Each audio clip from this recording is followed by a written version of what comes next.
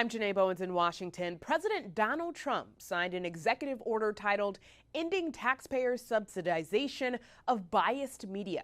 It's getting rid of federal funding for NPR and PBS, but critics say the loss of funding will hurt Americans who rely on public media.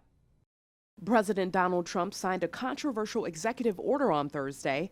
It aims to cut money for NPR and PBS. The American people are sick of funding institutions who promote values that they find repugnant. The public broadcasters are accused of left-leaning bias. The White House and Republicans say one glaring example was NPR's refusal to cover the Hunter Biden laptop scandal shortly before the 2020 election. At the time, NPR released a statement that said, "We don't want to waste our time on stories that are not really stories." But it did turn out to be a real story. Our current editorial leadership believes that that was a mistake, as do I. Yeah, the whole country knows that was a mistake. Definitely impacted the election. Critics also point out how drag queens have been featured on PBS children's programming. The executive order directs the Corporation for Public Broadcasting to slash the more than $500 million in federal funding for NPR and PBS.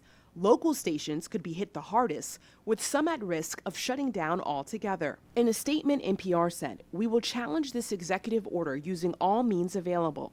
And PBS said, the president's blatantly unlawful executive order, issued in the middle of the night, threatens our ability to serve the American public. We use our broadcast as the emergency backup for emergency alerts for the country, and you need 100% coverage to make that happen. We have news deserts. 20% of Americans live in a place where they have no local news coverage other than public radio. The Corporation for Public Broadcasting also released a statement saying the organization is not a federal executive agency subject to the president's authority. It's safe to say this executive order will be challenged in court.